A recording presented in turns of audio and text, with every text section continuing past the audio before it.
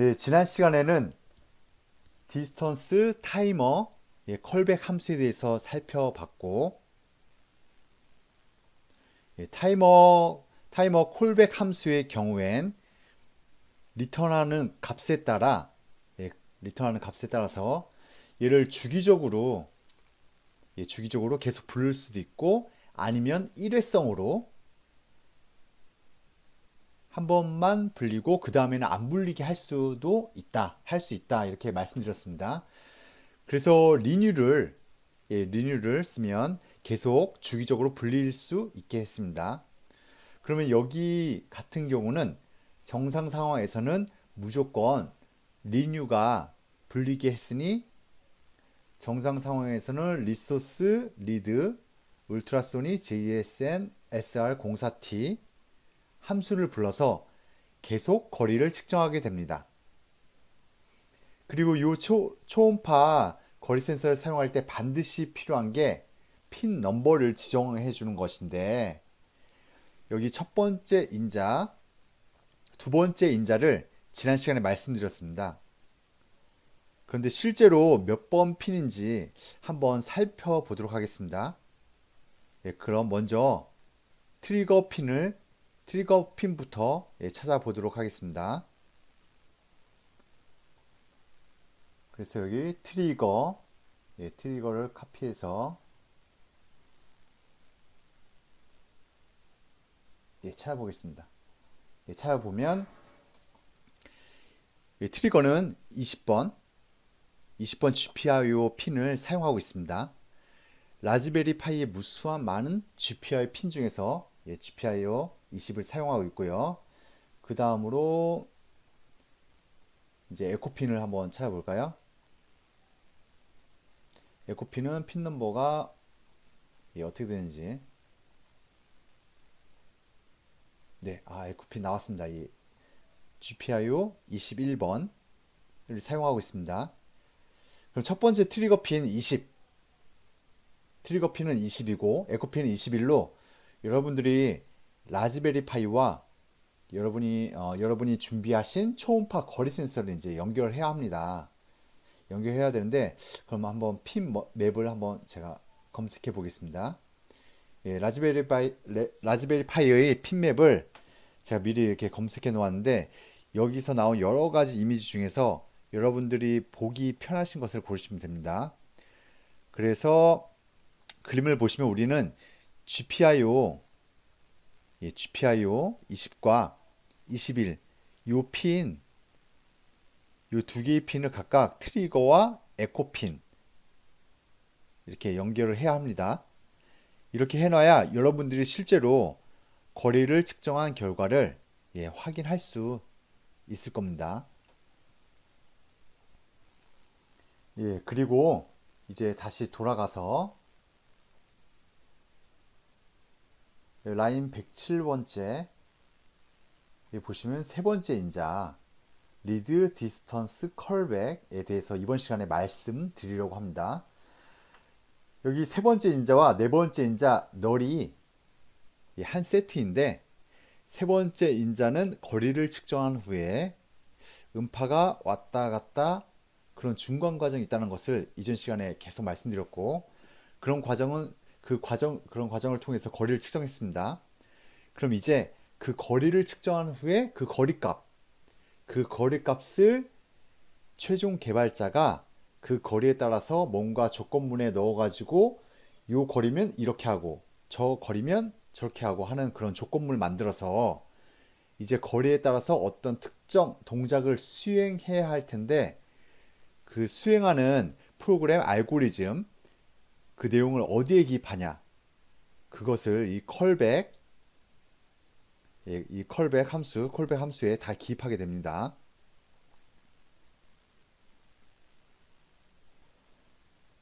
다시 정리해서 말씀드리면, 이 콜백 함수는 어떤 거리가 측정한 된 후에 불려지게 되는 콜백 함수인데, 이 콜백 함수를 부를 때는 측정된 거리 값을 인자로 넘겨줍니다.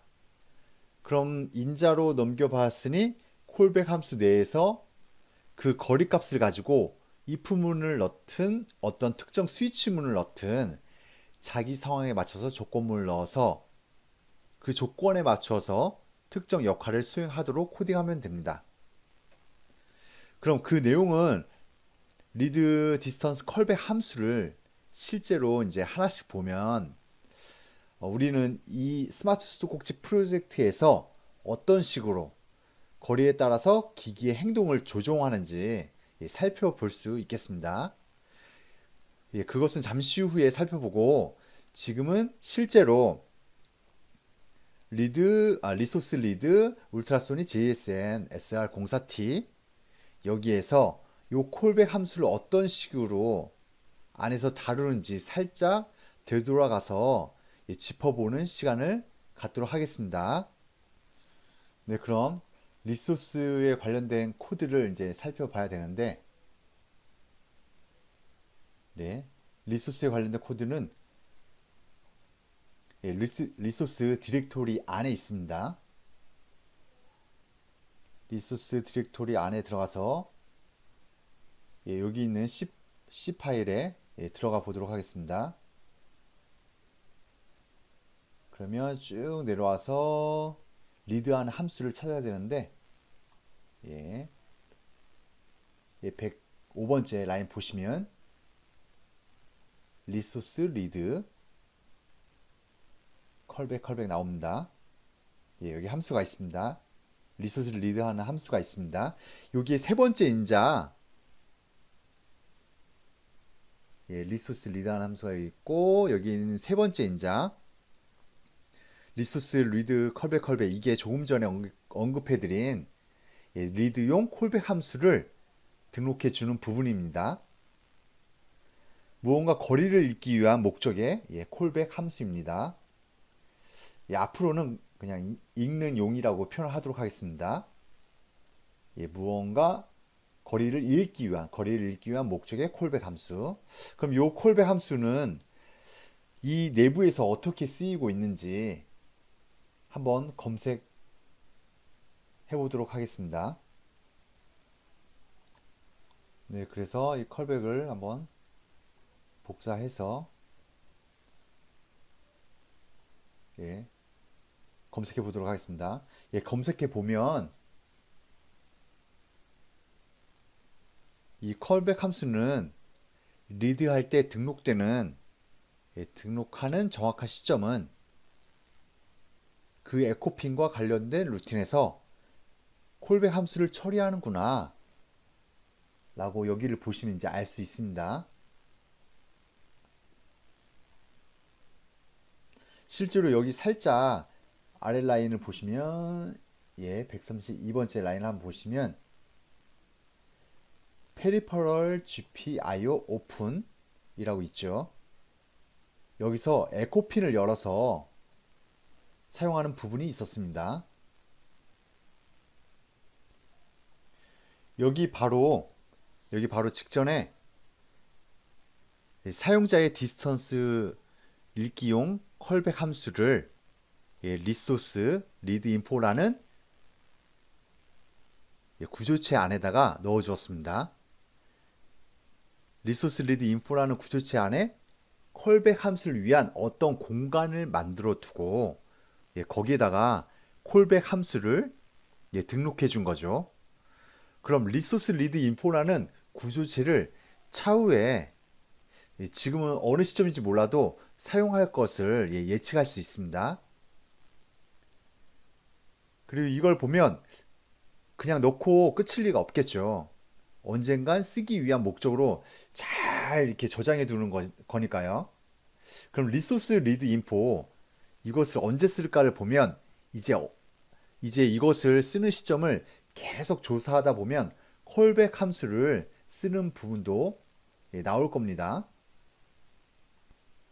그럼 리소스 리드 인포 얘를 언제 쓸까요? 한번 살짝 따라가 보겠습니다. 따라가 보면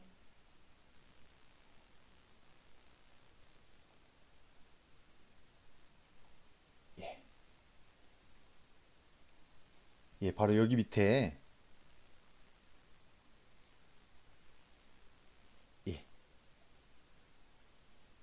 인터럽티드 콜백을 등록할 때 인터럽트용 콜백이 불린 시점에 리소스 리드 인포 리소스 리드 인포라는 구조체의 주소를 넘겨주게 되어 있구나.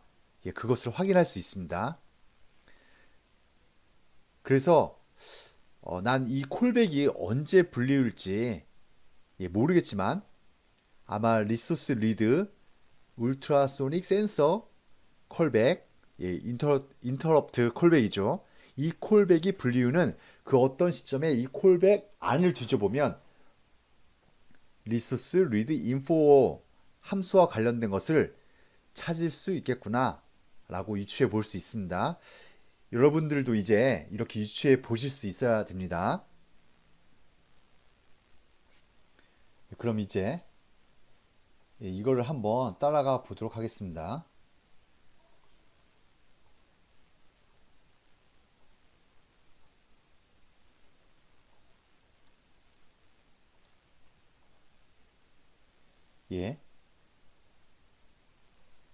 이걸 한번 따라가 보면 이 안에서 이제 콜백 함수가 어떻게 쓰여 있는지 한번 보겠습니다.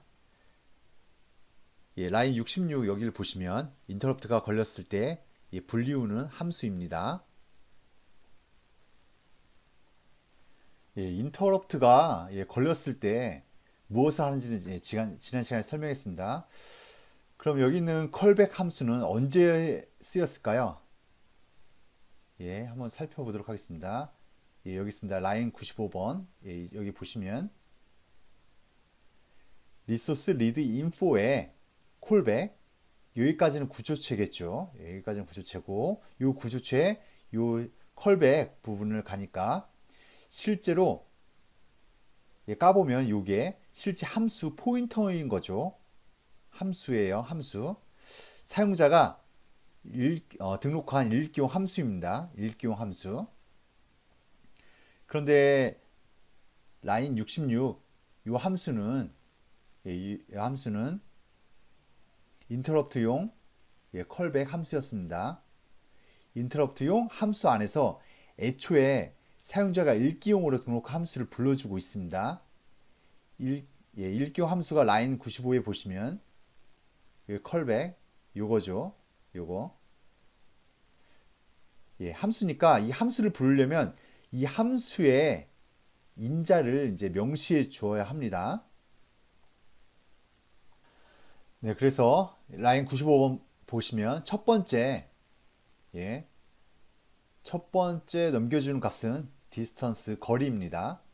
거리를 넘겨주고 있습니다. 두 번째로 넘겨주는 인자는 사용자가 읽기용 함수가 불릴 때 내가 등록한 유저 데이터 포인터도 같이 넘겨주세요 라고 한 게 있으면 그것을 넘겨주게 됩니다. 우리가 이전에 사용한 등록한 유저 데이터도 리소스 리드 인포에 이미 넣어주었습니다. 그래서 그 데이터가 널이든 이게 어떤 특정한 포인터가 있던 간에 그대로 다시 콜백 함수를 불러줄 때 사용하게 됩니다. 이것도 살짝 한번 따라가 보면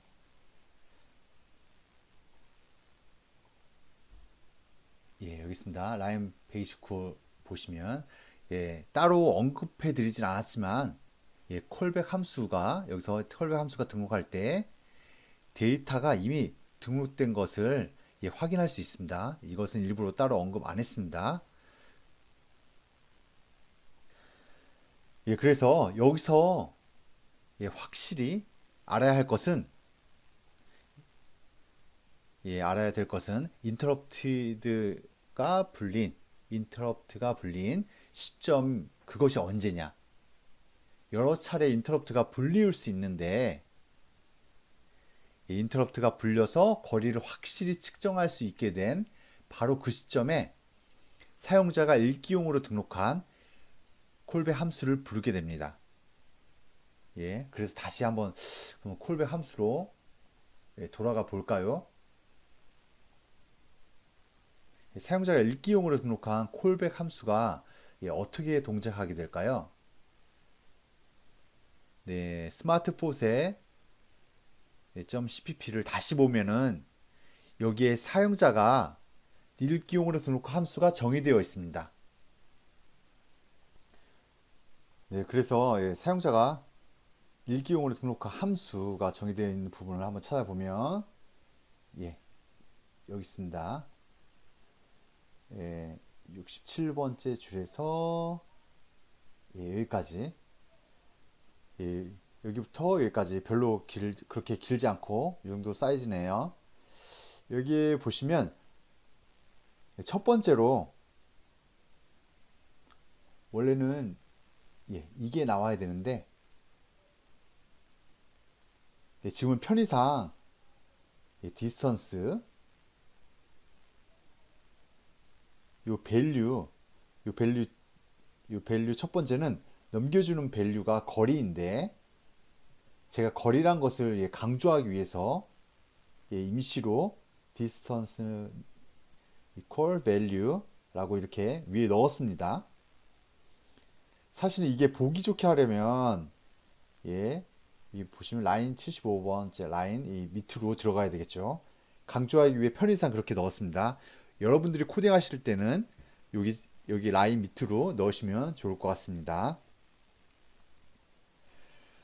그럼 요거는 이제 뭐냐, 라인 67번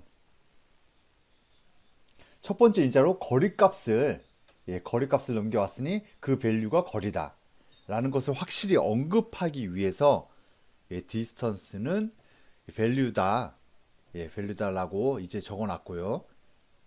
제가 측정해 보니 이 밸류는 스펙에서처럼 20에서 60cm 사이의 범위에 값이 들어온 것을 확인했습니다. 그래서 요 디스턴스가 이제 20에서 600cm다. 요 값을 다시 언급하기 위해서 이렇게 언급하기 위해 주석을 이렇게 달아 놓았습니다. 그리고 실제로 이 밸류로부터 얻는 값은 20에서 600cm 사이의 값이 됩니다. 그래서 그 값을 라인 71번 보시면 로그로 찍을 수 있게 해 놓았습니다. 이따가 실제로 거리값을 측정할 때는 이 로그에 되어 있는 주석을 해제하고 실제로 측정된 거리값을 확인하는 것이 좋을 것 같습니다. 그래서 이렇게 거리를 측정한 결과를 이 컬백에서 받았으니 이 컬백 내에 핵심 루틴이 들어가게 됩니다.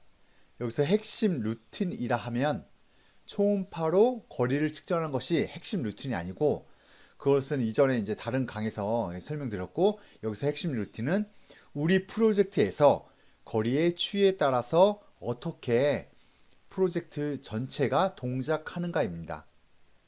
좀 더 이제 구체화해서 말씀드리면 수도꼭지로부터 수면 위까지 거리를 지금 우리가 측정하고 있는데 이 거리가 짧아진다. 즉 수도꼭지와 수면 위의 거리가 짧아진다. 물이 차오르고 있는 경우 어느 일정 수위의 이상이 되면 수도꼭지를 잠가야 합니다.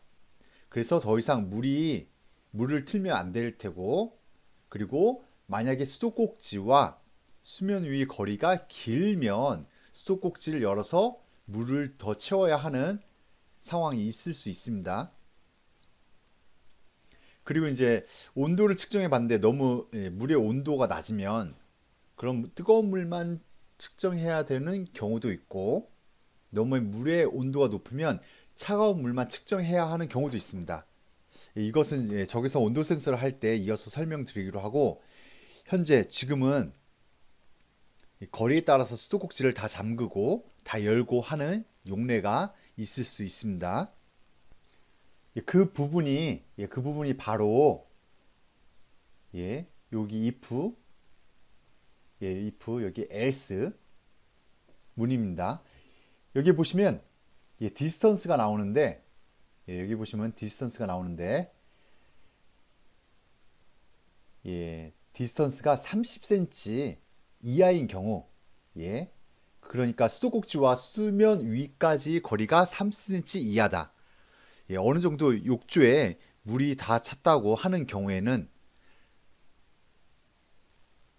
예, 그 경우에는 하는 동작이 이 밑에 라인 78, 예, 84까지 보시면 이 부분에 이제 명시되어 있습니다. 그리고 그렇지 않은 엘스의 경우, 예, 그렇지 않은 엘스의 경우는 예, 엘스는 그 거리가 30cm보다 긴 경우죠. 그런 경우에는 수도꼭지에 물을 틀어서 물을 채워야 하는 경우입니다. 그래서 이렇게 크게 if와 else 앞뒤로 나누게 됩니다. 이거는 지금 자세히 설명드릴 필요가 없을 것 같고요.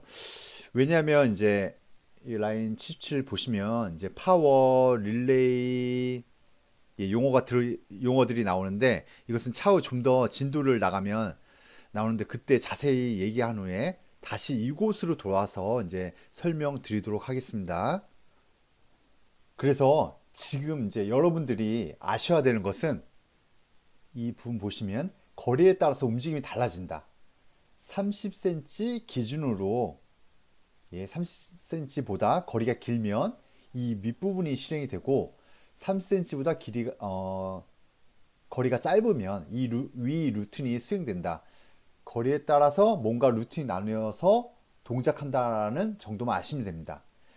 제가 이제 여기에 제가 추가로 설명드리고 싶은 게 있는데 예, 라인 76 이쪽 보시면 여기 30cm도 데피니션으로 만들어 놓는 게 낫지 않을까요? 지금 저는 30cm를 기준으로 두었지만 여러분들의 다른 생각에 따라 30cm가 아닌 다른 값으로 두는 것이 타당할 수도 있습니다. 예, 그럴 때는 직접 이 값을 예, 고치셔도 되는데 define 문을 하나 두어서 define 문으로 선언하시는 게 더 좋아 예, 보입니다. 예. 그래서 일단 여기까지 해서 거리 센서에 대한 얘기를 마무리 짓도록 하겠습니다. 예, 수고하셨습니다. 고맙습니다.